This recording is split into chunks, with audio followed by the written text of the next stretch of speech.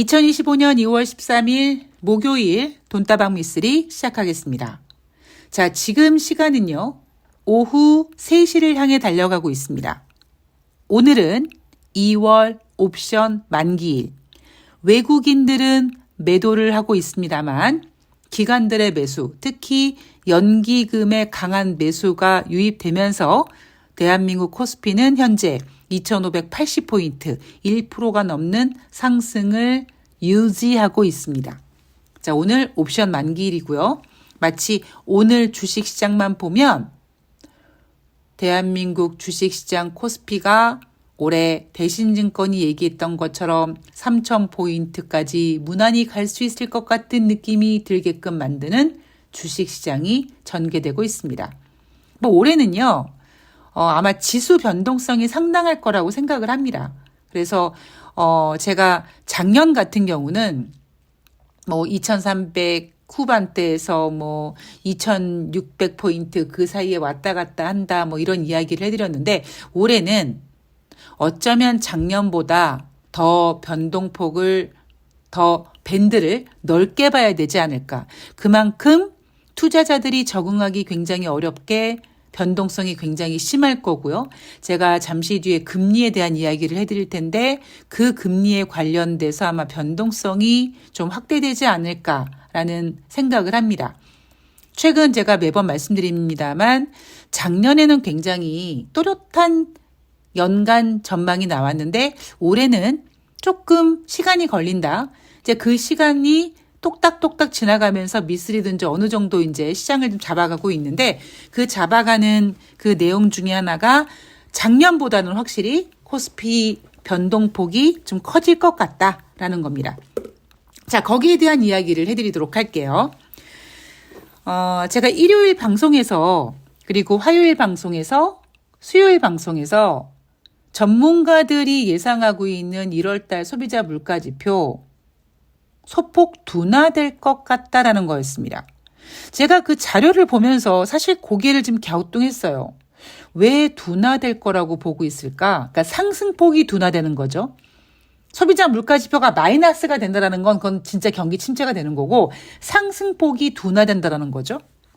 그래서 저는 어차피 전문가들이 조사해서 만들어 놓은 자료를 가지고 나름대로 분석하고 짱구를 굴려서 이게 주식시장에 어떻게 반영될 것인가, 어떤 방향성을 보일 것인가라는 것을 고민하는 사람이니까 지금 주식시장에 호재가 없으니까 지금 금리 인하라는 호재가 점점 멀어져 가다 보니 거기에다가 트럼프가 관세 전쟁을 하려고 하다 보니 본격적인 판이 펼쳐지기 전에 소비자 물가 지표를 일단 둔화되는 것처럼 이렇게 만들어 놓고 그 상황에서 이제 금리 인하 가능성을 조금 더 키워서 지수를 좀 버텨보려고 하는 게 아닌가 그런 생각을 하고 있었습니다.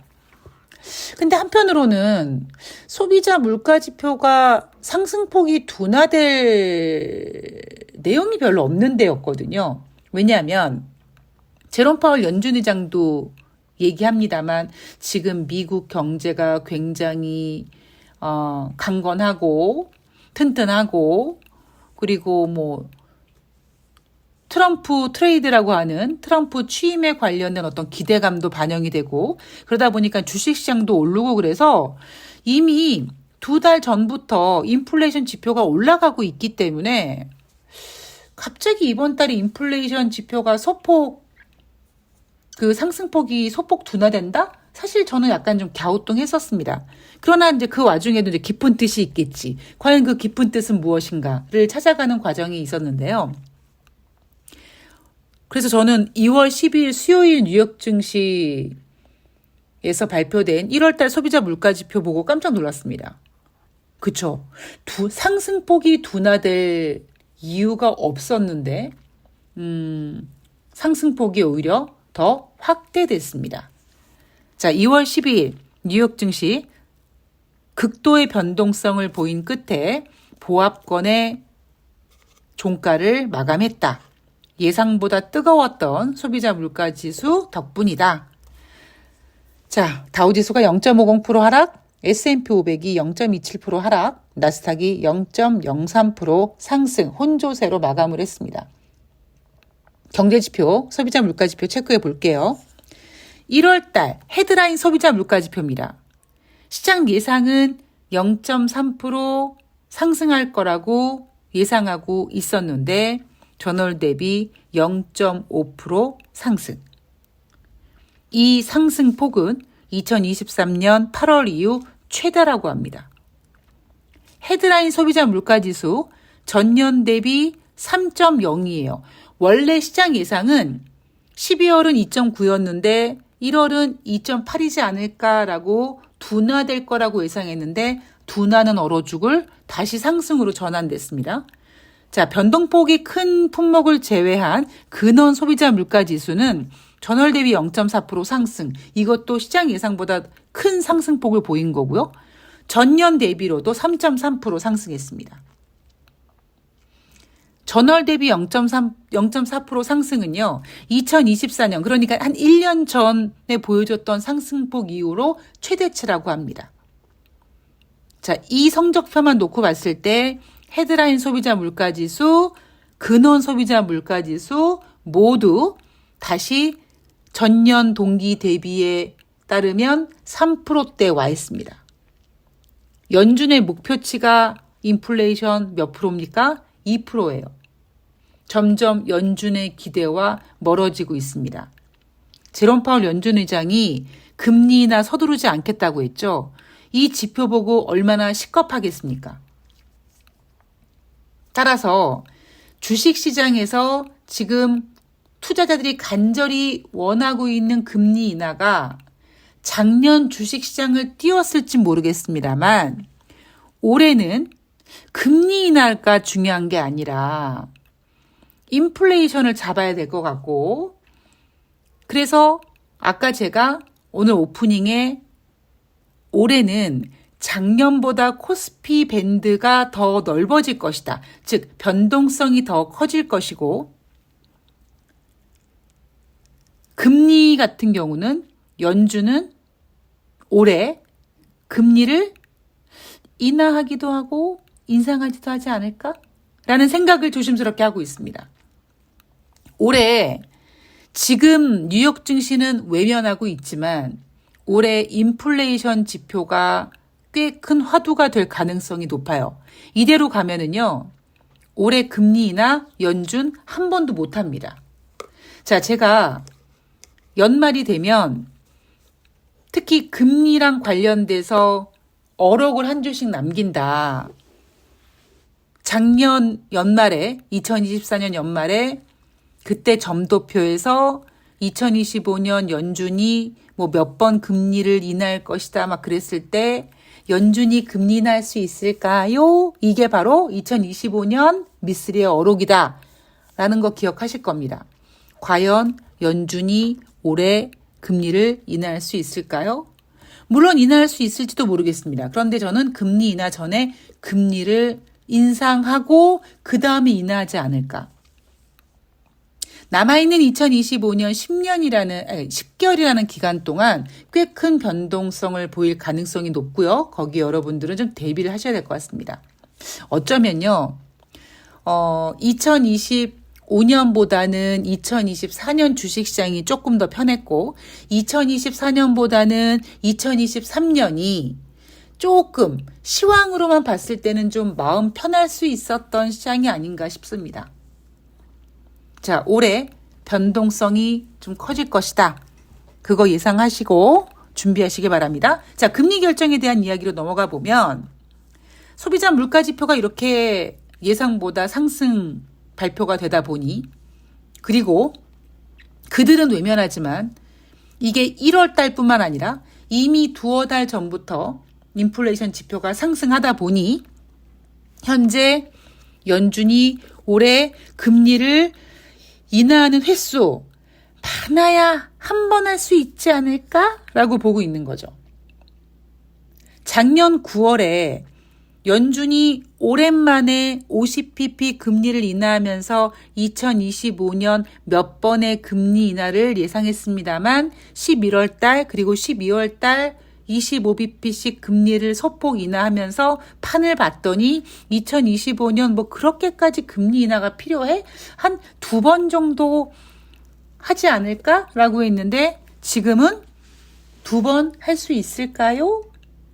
많아야 잘해야 한 번 하지 않을까? 뭐 이런 분위기까지 오고 있는 거죠. 여러분은 왜 이런 일이 벌어지는지 아시나요? 연준이 제때 통화정책을 하지 못한 게 원인이고요. 더 원인은 뭐냐면 경제지표가 각각 가지고 있는 그들만의 속도감을 제대로 캐치하지 못했기 때문입니다. 제가 작년 10월부터 그랬죠. 여러분 어떤 경제지표는 잘 나오고 어떤 경제지표는 못 나오고 그래서 지금 경제가 어떻게 되는지 어떤 방향으로 가는지 정확히 모른다. 예전 같은 경우에는 경제지표가 한쪽 방향으로 같이 움직이다 보니 통화정책을 하기에 굉장히 편했는데 지금은 그렇지 못하다는 이야기를 작년 10월달 이후 계속 해드리고 있습니다. 자, 현재 3월달 기준금리 동결 확률 97.5%. 금리 인하 못한다고요. 그리고 6월 달까지 금리를 동결할 수 있을 것 같아. 자, 전일 50.3%에서 2월 12일 66.7%까지 상승했습니다. 자, 제롬 파월 연준 의장은요. 전일 상원에 이어 이날 하원 금융서비스위원회 참석해서 트럼프 새끼가 아무리 금리 인하를 압박해도 나는 금리 인하 서두르지 않을 거야 라고 합니다. 뱅크 오브 아메리카는요. 연준이 기준금리 인하 보류 가능성이 있다라고 합니다. 저는요. 금리 인하 보류 가능성이라고 하면 냉정하게 평가하면은요. 2025년 연준은 한 번도 금리를 건드리지 않고 금리를 인하하지 않고 금리 동결로 쭉 갈 거라는 거거든요. 제가 작년 11월 달에 그리고 12월 달에 연준이 금리를 인하할 때 제가 여러분들께 가스라이팅 했던 부분이 있습니다. 그게 뭐냐? 여러분, 진짜 경제가 골디락스고 진짜 경제가 연착륙이고 진짜 경제가 노랜딩이면 금리 인하 왜 해요? 그냥 동결해도 돼요. 연준이 갖고 있는 통화정책 카드가 인상 아니면 인하 두 가지만 있습니까? 아니에요. 동결해도 돼요. 그랬잖아요. 그러면 뱅크 오브 아메리카의 생각이라면 2025년 8번의 FOMC 회에서 제롬 파월 연준 의장이 한 번도 금리를 인하하지 않고 금리를 건드리지 않고 쭉 8번 내내 동결할 거다. 그럴 리가 있겠습니까? 그래서 저는 올해 변동성이 좀 커질 거라고 보고 있고 금리 인상도 한번 할 것 같고 금리 인하도 한번 할 것 같고 그런 분위기가 좀 예상이 됩니다. 자, 그 얘기는 미쓰리가 계속 방송을 할 거기 때문에 중간중간에 만약에 미쓰리가 예상이 바뀌면 여러분 미쓰리가 예상을 바꿨는데 요런 부분을 캐치를 못했네요. 예상을 바꾸겠습니다. 라고 수정하는 것도 다 설명해 드릴 거고요. 만약에 미쓰리가 지금 얘기하고 있는 부분을 계속 고집을 부리고 주장을 부린다면 거기에 관련된 추가적인 내용을 계속 전해드리도록 하겠습니다. 자, 애틀랜타 연방은행 총재는요.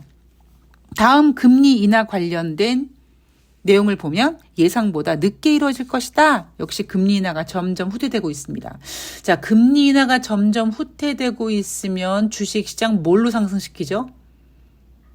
트럼프의 아메리칸 퍼스트, 미국 우선주의, 미국 기업을 배부르게 하라. 이거 가지고는 증시를 올리기는 좀 무리가 있어 보이긴 합니다. 자, 트럼프 지금 어떤 행보를 보이고 있느냐? 미국과 러시아가 우크라이나 전쟁 휴전 협정 본격화하겠다라는 소식 전해지고 있고요.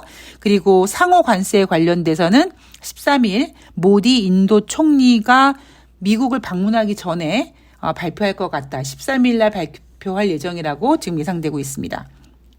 자, 대한민국 오늘 옵션 만기라는 말씀을 드렸습니다. 뭐 이대로 2,600 가고 2,700 가고 2,800 가면 얼마나 좋겠습니까? 많은 지금은 약간 그런 증시는 아닌 것 같고, 제가 그나마 좀 다행이라고 보는 거는요, 올해는 외국인들보다는 기관들과 개인들의 티키타카, 예, 그런 것들이 좀 예상이 됩니다. 그런 것들도 감안하시면서 투자에 참조하시면 될 것 같습니다. 오늘 돈다방 미쓰리는 여기서 마무리해야 될 것 같아요.